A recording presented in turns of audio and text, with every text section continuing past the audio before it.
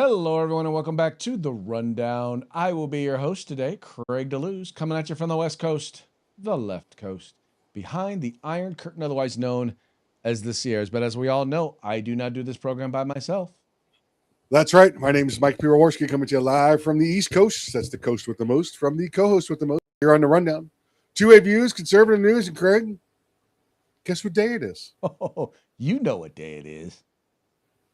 I stop what you're doing, cause I'm about to ruin the image of me that you're used to. I look money, a king bee making honey, see? Deep state, I hope you're ready for me. Now gather round, I'm the new sheriff in town. All my people rise up and stand your ground. Now drink up all the Diet Coke you got on your shelf. So just let me introduce myself, my name is Trump D. I like my mashed potatoes lumpy. Fake news, oh how I like to punk thee. That little sniper on the slope tin, he took a shot but he missed me. I don't fall, y'all, I'm like the ever ready bunny. Still going strong and spunky. So put on your big boy pants. Come on, let's do the dance. The Trumpy dance is your chance to do the Trump. Come on, do the Trumpy Trump. Come on and do the Trumpy Trump. Check me out, y'all. We do the Trumpy Trump. Just watch me do the Trumpy Trump. Yeah. Do you know what I'm doing? We do the Trumpy Trump. Come on, everybody do the Trumpy Trump. It's time to do the Trumpy Trump. Yeah. Happy New Year. Happy New Year. Merry New Year. Right. Merry New Year. This is the beginning of season 6 of The Rundown, episode 1. Yes, and it's also season 6 of the Trump presidency starts today. Season 6 of the Trump presidency. We're just having a good time, having a very, very good time. And, I guess this weekend, what happened this weekend, and we'll talk a little bit about it, but he does not take even the weekend off. Not even the holiday weekend. Not even the holiday. I mean, dude. I mean, he's bombing. He took Christmas Day, and he decided, okay, we're gonna bomb the Christian killing Muslims in Nigeria. And then this past weekend, the New Year's Day weekend, he decides let's take out Maduro. He's like, how much is that reward for him? Let's go get it. He's like, it'll cost about $50 million to do it, so why not? That's it. It's a net zero. Yeah.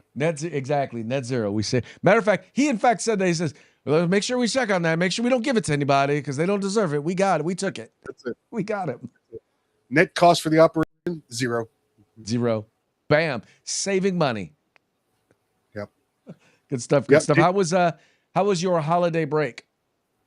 I was in the woods training, so it was in the woods training. Yeah, doing some military training for the past week. So, oh well, that doesn't sound like fun.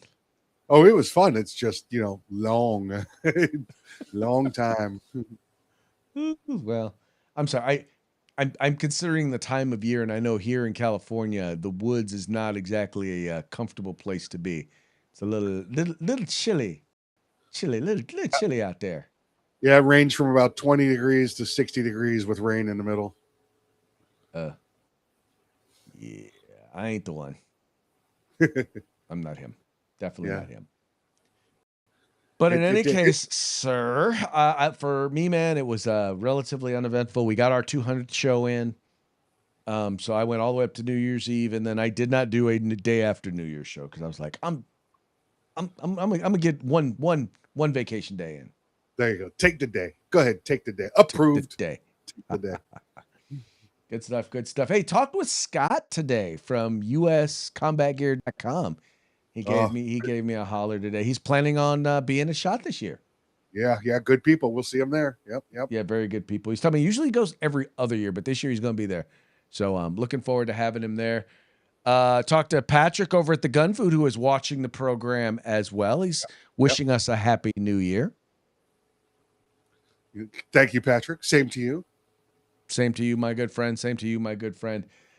But yeah, no, it was a relatively uneventful, time off. Very much enjoyed, but we're back at it.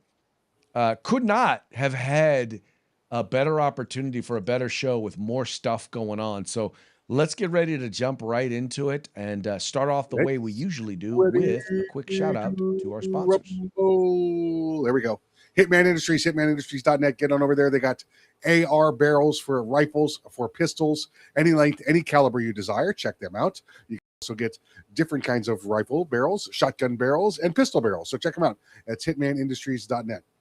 California Republican Assembly, fighting a good fight behind enemy lines. Now you could take part in California's future today. If you want the best in tactical concealed holsters on the market, get on over to hogholsters.com. That's HAWG holsters.com. Use the discount code The Rundown. That's all one word, no spaces, all caps. Get yourself a nice little discount. And if you want the best in field gear, tactical gear, web gear, law enforcement, security, EMS, whatever it may be, get your group together, get your agency together, place an order over at uscombatgear.com where you can get everything except the gun. That's right, folks. These are our sponsors. They bring us to you so that we can bring you to them. Do us a favor, do them a favor, do yourself a favor. Visit their websites. All you have to do is follow the links in the description to this program. Go there, check them out, spend some money with them, and make sure you let them know that it was the guys over at The Rundown that sent you. Also, want to encourage you, if you're watching this program live, 3 p.m. Pacific, 6 p.m. Eastern, you're watching us live, which means we're taking your comments. In case you couldn't tell, as we converse back and forth with our good friend, Mr. Patrick Collins, who, by the way, is asking us about the Hofbrauhaus this year. Yes, we will be at the Hofbrauhaus again this year. I'm assuming, Mike? Monday the 19th, the invites go out tonight. Monday the 19th, invites go out tonight. But yeah, so anyway, we're watching the show live, and I'm taking your comments. So if you got something to say, you like what you're seeing, like what you're hearing, maybe you don't like it, maybe you disagree with us. That's okay. We want you to disagree with us because the best thing about disagreeing with us is that means we get to mock you. Oh wow, is that a mockingbird? Man, is that a mockingbird? Is that a mockingbird?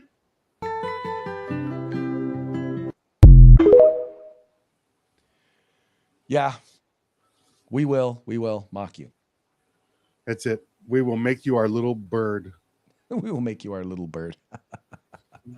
That's right. We're going to have a good time. We're going to have a good time, as we usually have a good time on this program. But it's always better, Mike. I hate to say it's always better when you're here because, I don't know, your quick-wittedness makes me laugh. I aim to please. You aims to please. Well, there you go. Yeah. There you go. Well, let's talk about pleasing. For those of you who've been living under a rock over the weekend, well, let's just put it this way. Our president went full-blown FAFO. Now, you might recall that when the president of the United States and when the Secretary of State basically laid it out and was like, look, Maduro, we're going to give you an opportunity to get out of the country, leave, yada, yada, surrender, do whatever, right? And he's like, I dare you. Come get me. I dare you to come get me. You are more than welcome to come get me. Well, over the weekend, that is, in fact, exactly what they did. They launched an attack on the capital city of Venezuela, known as Caracas. And let's just put it this way. It wasn't a huge attack. It was enough to distract them so that special forces could go into the presidential palace, swoop up Maduro and his wife, get them out of the country and bring them to the United States, where they actually, they were in court today, and they pled not guilty to drug trafficking, as well as a myriad of other crimes that they were accused of here in the United States. And Mike, the left is losing their minds. Oh, yeah. Well, we know that, Craig. Listen, if the president had cured cancer over the weekend, he'd be the left would be talking about how they put pharmaceutical industry out of business. You know, it's just the way it goes. But how about this raid, huh? How about this attack? They go into the nation's most secure and largest military base where Maduro had been living and take him from his bed at night. Yes. You talk about precision engagement. I mean, they'll be writing about this one for years. Yes. Well, first of all, the missile systems that they supposedly was supposed to be one of the best in the world. They cut through that thing like Swiss cheese. It didn't even exist. Like butter. I think the only The only equipment that we lost were the bombs that we dropped on them. That's it. And the bullets we shot at them. That's it. Yeah. You can keep those. You can take those with We you. did not. Yeah, y'all can keep those. Yeah, take those with you. Little souvenir. It's funny though when you think about it. I mean, you think about how we had to send hundreds of thousands of troops into Iraq, into Afghanistan. We sent thousands of troops into Panama, and it took, in some cases, a couple of cases, it took years to get the guy that we were going after. In this particular case, we weren't even there the weekend. Yeah. Yeah. I've had longer weekend unit training assemblies than the operation took. Yeah. This was something that no one said could be done, and it got done. It's everybody who hates the president was like, well, no, there's no way this could happen. Yada yada yada. Everyone was like, well, what's he going to do? He's not going to do anything to Maduro. Well, now he's here and he's in an orange jumpsuit. Yeah. Isn't that great? It is phenomenal. And as I noted before, you've got the far left that is flat out losing their minds over it. This story right here being reported over at the New York Post. Let me pull it up here real quick. There we go. Far left, China-aligned groups organized pro-Nicolas Maduro protests in New York and other U.S. states, calling it an unprecedented crime. Pro-Nicolas Maduro protesters who turned up in Times Square outside Brooklyn federal lockup, where former Venezuelan leader is being held, were organized by a hardcore left-wing group, the People's Forum, which has close ties to China. The nation called for emergency protests nationwide shortly after President Trump announced Saturday U.S. forces captured Maduro and his wife, Celia Flores. Now, Mike, couple of questions I want to ask you, because you are a resident military expert. I have my reasons why I believe they did not tell Congress, they did not alert Congress before they did this. What would you say the reason was? Oh, listen, the same reason that the president and General Eisenhower didn't tell Congress when they were going to invade Europe, because the more people that know, the more people that can tell people, and there you lose your operational security. As simple as that. Right. Well, and we know in particular this Congress is real quick to run to the media. Yes. Yeah. The operation would have seen multiple lives, Venezuelan lives and American lives lost if they had done it. No requirement to do so, by the way. This was not an invasion. This was a law enforcement action. DOJ with the DEA cooperating with the U.S. military went in there and grabbed a guy wanted around the world. Now, a lot of people are saying that this is, they're saying that this was illegal and that this is unprecedented. I say they are wrong in both cases. Absolutely. Did the same thing in 1990. In fact, on the same day, went and grabbed up Noriega in Panama. Exact. That was my point. Well, and by the way, that's not the only instance. There's instance after instance of presidents taking military action without going to Congress, without getting Congress permission. Article 2 powers give him the ability to be able to do this. Now, if it's an entanglement that lasts more than 60 days, in order to continue it, he's got to get the approval of Congress. But I mean, even if it is a military action, but this wasn't even really, even though he utilized the military, it was a military exercise, but it really was a law enforcement action. It was. Again, this was DOJ with DEA and some other federal law enforcement agencies working in cooperation, and they requested the military assistance to go in to make this arrest. Basically, is what they did. Right, and not just that, but I saw Patrick commented. He says best part of the capture is nobody could tip him off, or the New York Times. Yeah, that's definitely it. Guns and Son has chimed in and asking, what's up? Well, once again, we're here celebrating the victory over the weekend. I just think that overall the left hates the fact they hate the fact that Trump got something right. Anytime he has a success, they lose their minds. Yeah, and this is not Trump got something right. This is Trump got another thing right. You know, I apologize. and that's what's The killing him. correction Yeah. is well received. Yeah. He got another thing right. I mean, he ended the year once again defending Christians in Nigeria, and he began the new year. Basically taking out somebody who's been actively engaged in attacking the United States. When I say actively engaged, I mean the flow of drugs into the United States, the fact that 80% of the oil under his regime, 80% of the oil that comes out of Venezuela has been going to China, who is our geopolitical enemy, as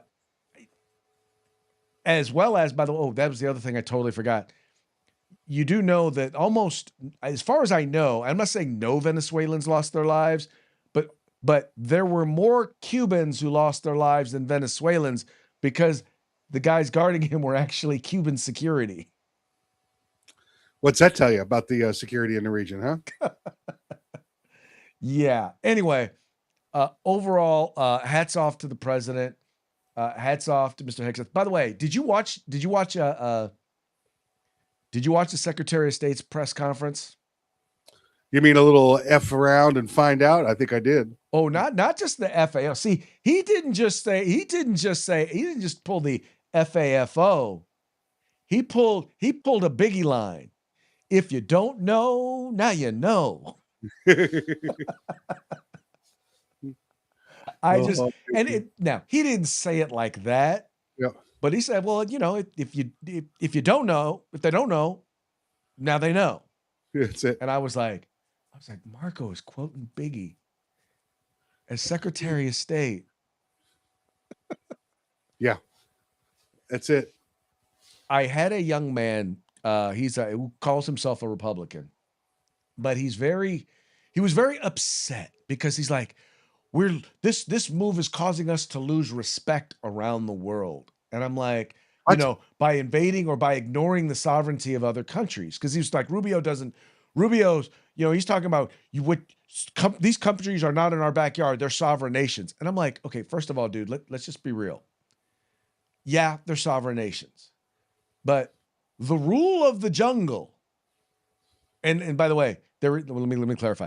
The only place where people say was against the law, and they might be right, is when they say it's against international law. Here's the problem, though, Mike. International law means bupkis. It means nothing. It means nothing because there is nobody out there to enforce international law, especially when the people who are making international law are the thugs and terrorists who hate America. So you know what? Forget them. We're going by the law of the jungle. The law of the jungle says might makes right. And you mess up, you FA, you go FO. Listen, over 60 governments around the world did not recognize him as the legitimate leader of this country. They recognized him as a criminal. They also have warrants out for him or support and accept the warrant that the United States had out for him. What are they going to do, Craig? Call the UN to sanction us? What are they going to do? Send their army after us? That's right. Oh, they don't get one. You don't have no army. You need to shut up. You need to shut the F up. I can't believe I didn't pull that one. Sanction me with your army. That's it. Little Dave Chappelle for you there. Gotta love Dave Chappelle. But folks, it's all good stuff. It really is all good stuff. I'm very, very proud of our president. He started the year off right. And I happen to believe this is going to be a banner year for the president in more ways than one. I believe the economy is going to start to click in and start to really heat up. Obviously, we've established ourselves now on the world stage. I think a number of negotiations are going to start to go better because I think that some of these folks are not going to want to, let's put it this way. They're not going to want to wake up and have a a special forces team surrounding their bed saying, excuse me, sir, your Uber is here. That's it. Yeah. Down the teddy bear. It's time to go. It's time to go. Anyway, more good news that this actually came out on Friday, and this has to do, and this is going to have an impact positively in California, at least, well, positively in California. It could open some doors nationally when it comes to open carry, but I think in places where there's open carry, I don't think you're going to see much of a change. In any case, the Ninth Circuit Court of Appeals, which I almost always refer to as the Ninth Circuit Ninth Circus Court of Schlemiels, they have in fact overturned California's ban on on open carry. And I'm trying to find the article that I had posted here. Is that it right there? Bam. Okay. Court decision shredding California's open carry ban could have national implications. And this was written by Cam Edwards. That's it. Now, why would you use an image of Rick Ector from Detroit, Michigan on a California? Anyway, Don't know. Maybe because he's open carrying. That's the only thing I can guess. Anyway, the Ninth Circuit's decision in Baird v. Bonta could have national implications on the right to carry going forward, both in the handful of states where openly carrying firearms is prohibited, as well as several blue states where open carry is allowed without any need for a permit. The majority opinion, authored by Judge Lawrence Van Dyke, held that California's outright ban on open carry in counties where more than 200,000 people live is a violation of the Second Amendment. As Van Dyke wrote, quote, "For most of American history, open carry has been the default manner of lawful carry for firearms. It remains the norm across the country. More than 30 states generally allow open carry to this day, including states with significant urban populations. Indeed, several of our nation's largest cities and states recently returned to unlicensed open carry by explicitly authorizing it. For example, Texas reauthorized open carry without a license in 2021.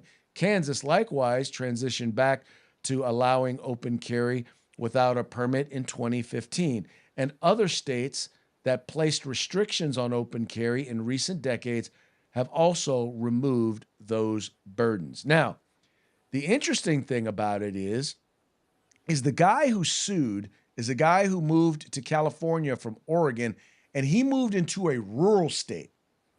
Now, that means less than 200,000 people are in that state, like 43,000. So there you can open carry, but you have to get a permit. And they kept denying his permit. So the interesting thing about it is, while people now, well, depending on if they stay the ruling, because it's more than likely they're going to wind up to staying the ruling because California, the state they're going to appeal. But his rights haven't come back because he still has an opportunity to get a permit.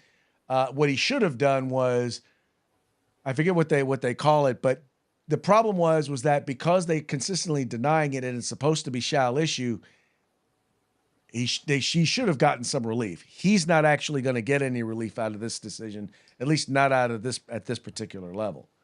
But what they're saying is that could allow for or create for some sort of restrictions or requirements or licensing scheme in states where there is currently open carry. That's what Cam is arguing. My thing is, counties. I don't think you're going to get people who approved open carry. I don't think you're going to get in those states enough people who are willing to pass laws requiring a permit to open carry. Yeah, you mean counties, not states. Counties in California. No. I'm talking in other states. He's saying this might open the door in other states. Okay. For even though you allow open carry, but to require it to be permitted or put restrictions on it, since California does. Okay. But I'm like, I doubt that's going to happen. Listen, there's a good chance that there's not a stay put on this, Craig. I mean, look at the makeup now of the Ninth Circuit Court. You know, you're about 50-50 there.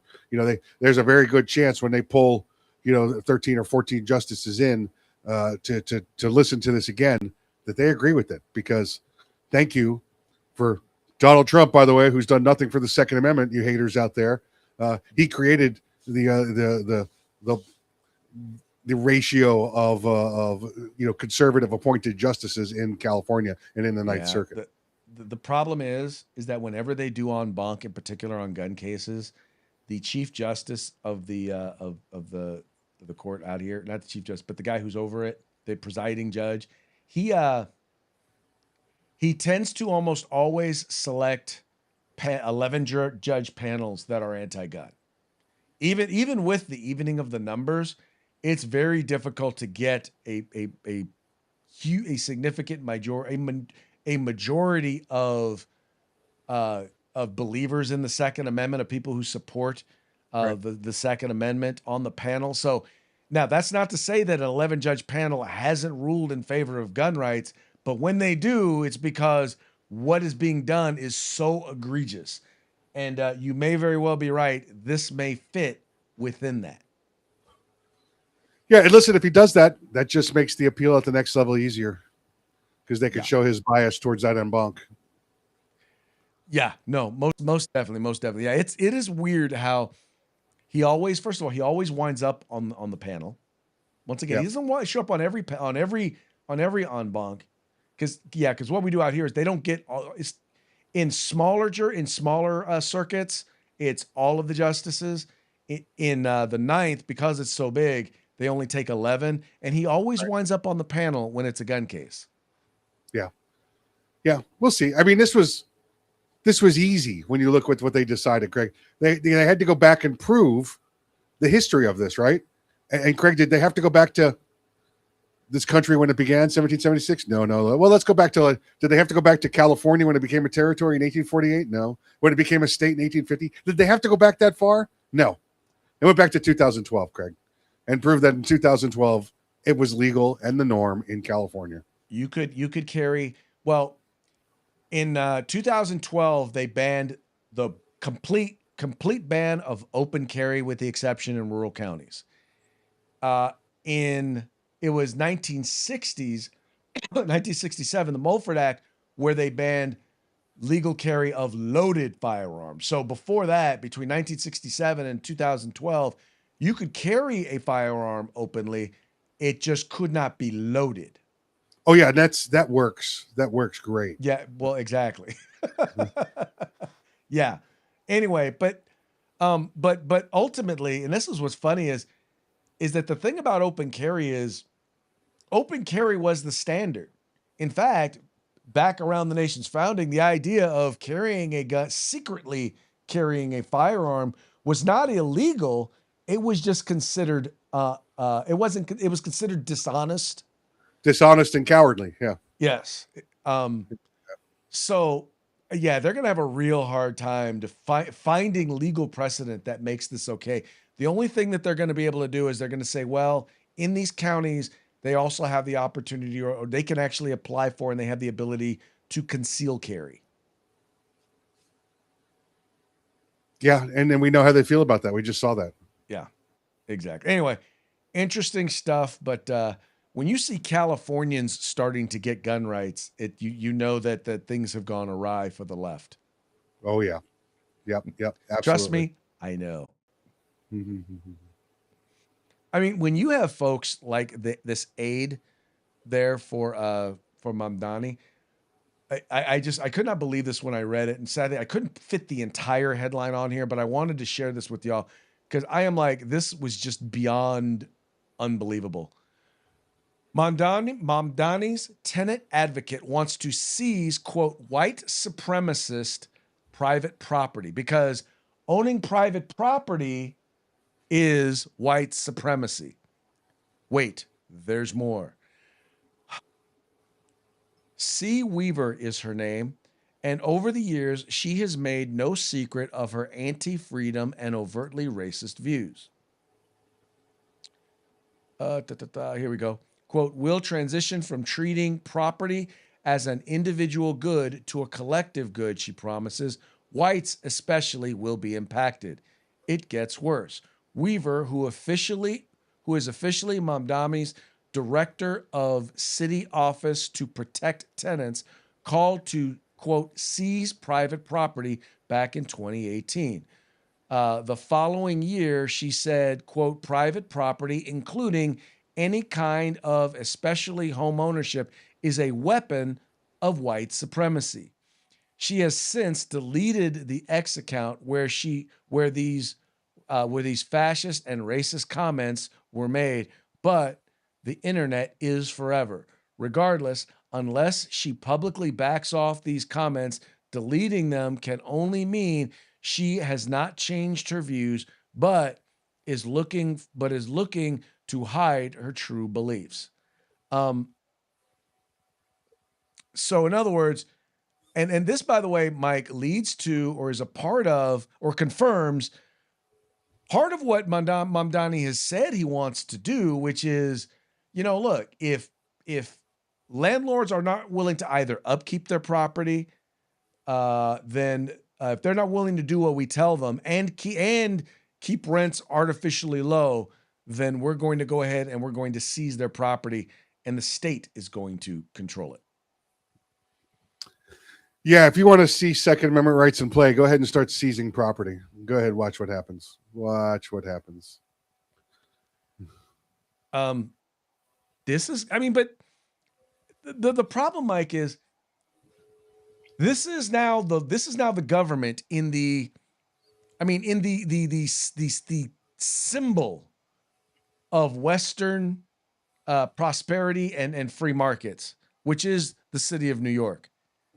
And this is now the government. So in other words, there is no private property as far as they are concerned. Dude, you're from New York. How do you think they're going to take this? Listen, it won't last long if New York tries to do this. Remember, you're talking about the Second Circuit, which includes New York. It also includes places like Connecticut and Vermont own property and to be left alone when they have money and they can get out of New York City. It's not going to last long if he tries to come down with these rulings. Well, I wanted to go ahead and I wanted to download so you guys could hear. So, it's one thing for me to tell you what she said. I want you to hear from her own lips what she had to say. I think the reality is that for centuries, we've really treated property as an individualized good and not a collective good. And we are going to transitioning to treating it as a collective good and towards a model of shared equity will require that we think about it differently. And it will mean that families, especially white families, but some POC families who are homeowners as well, are going to have a different relationship to property than the one that we currently have. What's a different relationship with their property? It means they get it taken from them and it belongs to the government. Not going to happen. It's first day they try to enforce this, the NYP is going to be sick. NYPD is going to be sick. They're going to be like, don't know what you're talking about. Don't know what you're talking about. Yeah. Not here to help you. Sorry. Only in America can we be this dumb. Can we see something like this coming? Yeah. And anyway, the good thing is I don't live in New York. I don't think it's a good thing for it to be happening. But as things start to fall apart in New York, much like they've fallen apart in Venezuela, I think we'll have an opportunity to see what's going on. And here's the thing, though. The problem with if it goes south in New York is they're always going to turn around and blame Republicans. They're still going to blame Trump. They're still going to say, well, it's Trump's fault, even though the failure is clearly going to be their policies. Listen, here's a guy whose hometown is New York City, and that's what we're talking about, New York City, not New York State. They have coming up with these crazy ideas. Do you really think he's going to allow this? Do you really think he's going to let this happen to the financial capital of the world, to the icon of the free world? No. Look, if you think the operation into Venezuela to get Maduro was incredible, wait till you see what happens in New York when they try this. The operation to go get Mamdani. Yep. How about the fact that he actually put Maduro there in New York? Yep. Yeah. Come to our federal facilities. Try There you and go. take. I dare you. Mm. Oh, well, new news, and this was something that I knew as soon as the story hit about it first started with the COVID era funds being swindled there in Minnesota, and then we got the daycare funds being swindled there once again in Minnesota, and the fact that people tried to tell Mr. Walls about it, and he basically said, or his administration basically said, if you continue to pursue and investigate these folks, we're gonna accuse you of racism. The very fact that happened under his watch, I knew it was only a matter of time before eventually he dropped out of his reelection bid. And the Washington Free Beacon is reporting Walls drops out of reelection bid as Minnesota reels from massive welfare fraud. Minnesota Governor Tim Walz announced Monday he's abandoning his reelection bid as state continues to grapple with massive fraud in taxpayer-funded programs that occurred under his watch, a move that comes as Senator Amy Klobuchar prepares to enter the governor's race. Now, he's saying, well, there's no way that I can effectively fight these accusations and run for governor. One, there's no way you're going to effectively defend yourself or counter these allegations, Mr. Walls. And because there's no way that you can effectively do that, there's also no way that you can effectively win the election as governor of Minnesota. Now, the thing that gets me is with Amy Klobuchar entering the race, she's kind of seen as a moderate, but everything I see and how she votes, she's a left winger. I think she's going to have a very hard time separating herself from the rest of the Democratic establishment there in the state. And this may open the door to my pillow man winning the election there. Hey, listen, Jesse the Body wanted Minnesota over stuff like this. Let's see how long it takes Mike Lindell to get some popularity. Craig, I'm curious to see how Tim Walz is able to combat these allegations when he's indicted federally, because that's what's coming next. Ooh, that is a very interesting point. I could definitely see that happening. Because, well, let's put it this way. Once you find out that people tried to let his administration know, well, first of all, it'll be people within the administration first, because we already know there are whistleblowers who went to the people running the programs and told them, and they were told, no, that's racist. Now, the question is, how high up does that go? And if it goes all the way up to Tim Walz, then yes, I could definitely see him being indicted. Yeah, remember, there's federal money involved here, Mm-hmm. and let's see where the money came from for Tim Walz's campaigning for when he wanted to be vice president, and then when he still wanted to be governor up until today. Interesting stuff. All right, folks. So that now brings us to our parting shots. Parting shots are brought to you by Hog Holsters. Just go to hogholsters.com. Use the discount code The Rundown. All caps, no spaces, one word, just like it is right up there, and you will get yours on discount. All right, we got some funny ones here. I think we've probably played this one before, but it's even more appropriate now, coming from our friends over at Saturday Night Live. Gotta love this particular one. Now listen up. As you probably read in some gay newspaper, we're now at war with Venezuela. All you nerds are like, wait, but was there an official declaration of war? Yeah, it's right here. Super finger. I don't remember if we played that one before, but I saw it before, and I was like, yeah, no, that one works. There you go. Pistol Pete. Don't cross him. Pistol Pete, do not cross him.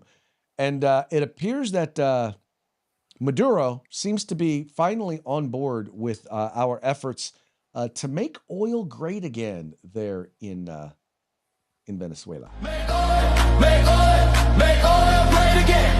Make oil, make oil, make oil.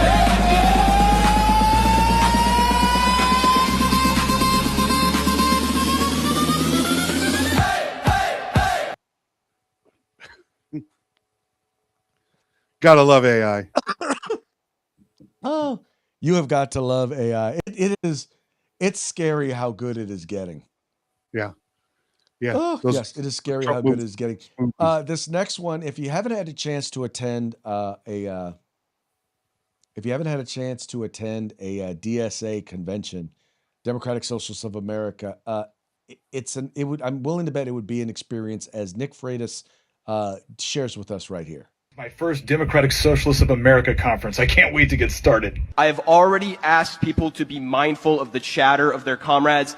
It is also triggering to my anxiety.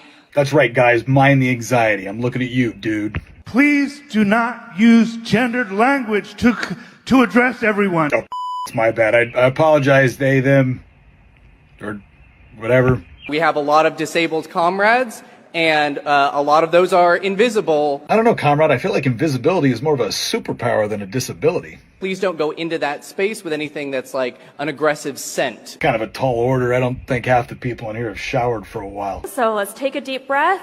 I mean, okay, but, be mindful of the aggressive scents. What are we actually talking about at this point? That's a great question. I think we're about to go seize the means of production as long as nobody actually chatters, has an aggressive scent, or uses gendered language. Otherwise, we're screwed.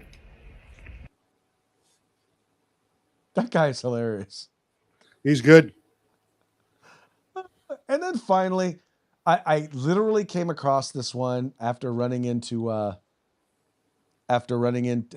conversation with Scott today, and I said, Mike will. I don't know why this one popped up, but I said Mike will appreciate this one. All right, if every branch of the military was a hard liquor, here we go. Starting off with the Army. The Army is without a doubt Jack Daniels. They're reliable, they're everywhere, and somehow both the problem and the solution. Drink enough of this and somehow you think jumping into the wood line at 2 a.m. is a good idea. The Navy. The Navy is Captain Morgan. Because nothing says I've made terrible nautical decisions like a pirate-themed rum. You drink it while pretending you're adventurous. But in reality, you've been stuck on the same ship for 9 months arguing about who stole your protein powder. The Air Force. Air Force is that top-shelf bourbon that nobody can afford. You swirl it around and you're like, notes of caramel and superiority. The Space Force. Space Force is absinthe. Nobody knows what it does. Nobody knows why it exists. And people swear they see things while drinking it. The Coast Guard. The Coast Guard is Fireball. It tastes like fun at first. Then suddenly you're fighting for your life in 20-foot waves, questioning every decision that's brought you there. Also, it constantly has to remind people that it's real alcohol. The National Guard, Air and Army, they're all some type of moonshine. Homemade, questionable, may or may not blind you. Sometimes shows up and sometimes doesn't. Perfect for weekends or natural disasters. Finally, Uncle Sam's misguided children, the Marines.